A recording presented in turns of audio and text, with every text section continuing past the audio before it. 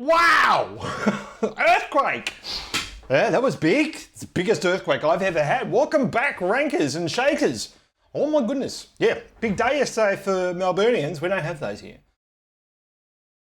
New Zealand's just across the ditch, and so yeah, whatever, bro. But in Australia, we're not used to them. It's about my fourth in my lifetime.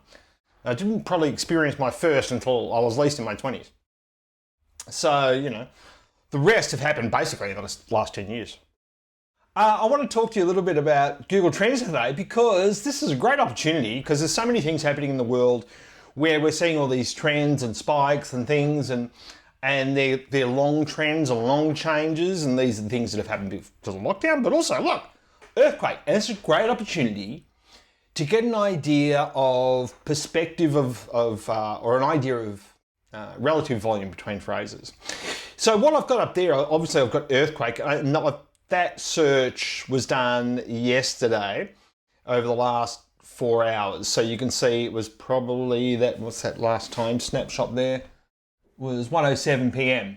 So what I was trying to do is get the longest tail within the 4 hours so I can see and compare other really, really popular phrases that are used essentially for navigation in Australia. We try to work out, you know, we don't type in .com.au anymore or .com, we just go Facebook, Google it, right?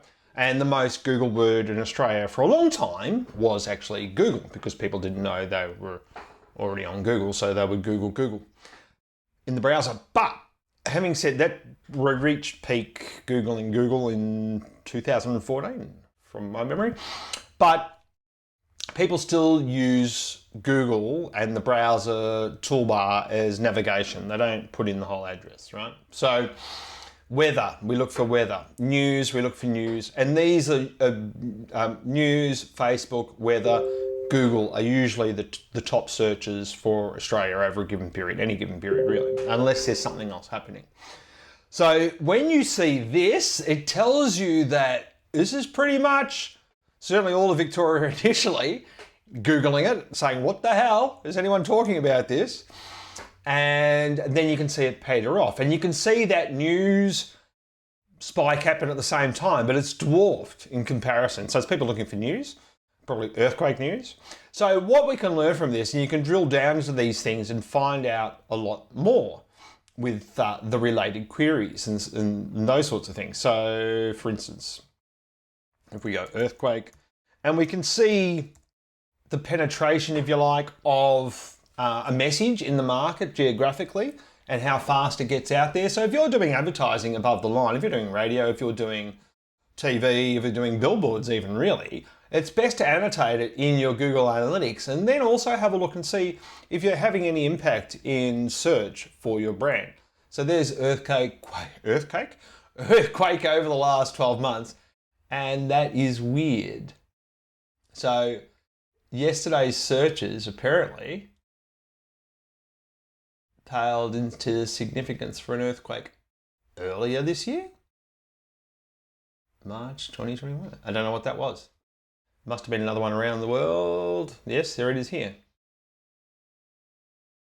Oh, there you go, Japan. And there's been heaps. Anyway, heaps of earthquakes all the time. Google's not picking up yesterday's spike on today's 12-month graph, but it might tomorrow, right?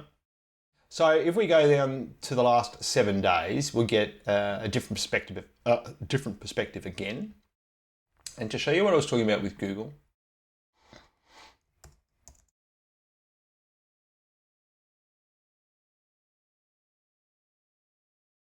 okay, so that gives you a perspective. Usually this is the high. This is the 100% measuring stick. And look, all of a sudden, that period yesterday, we went above that. So you can see here, mainly in Victoria, and this is the distribution share of those searches relative to each other, right? So this is how I was able to predict Liberal Nationals coming to power in 2019, how I was able to predict other presidents. I've got a blog post on presidents of the US that I've predicted successfully. But, and then you can see here all the related phrases. So there was rubble in Chapel Street. So what Google's saying here is the related queries. Anybody who's looking for Chapel Street is probably looking for information about the earthquake yesterday. Google knows that. Google knows that yesterday people looking for Chapel Street weren't looking to go shopping. They were looking for information about the earthquake. That's why it's put this Chapel Street in related queries. And if we put this in comparison, we can drill down and find more information about this phrase. So we'll add it to the same comparison and see if it has, you're not going to see the spike because this one's so huge, but we should be able to drill down into the related queries and see what it was about. And there it is, Chapel Street, earthquake, earthquake, Melbourne earthquake. None of these phrases, Melbourne earthquake and earthquake, do not have Chapel Street in them, right? So, but Google knows that they're related. Google knows that people are looking for that, are probably looking for this other thing. So all this work that we do with SEO and keywords and everything else, unless you're doing things to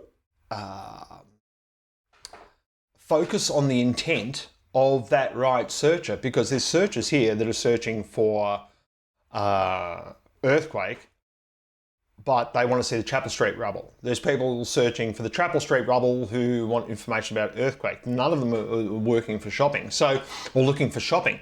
So the intent of the search is the most important thing, and understanding it. And that's why I did the show a few months back about that old school content marketing for SEO is a waste of money, because if you're doing content marketing for SEO to get ranked high for keywords in Google, that's the wrong reason to do content marketing. What ends up happening is you end up getting traffic that doesn't match the search intent or isn't at your blog or your content to actually purchase something, which is what you want. And you've brought the wrong people into the shop by doing that. So search intent is more important than anything, and Google knows what that is. Google knows whether, if someone searches for carpet, whether they're looking for a carpet cleaner or new carpet.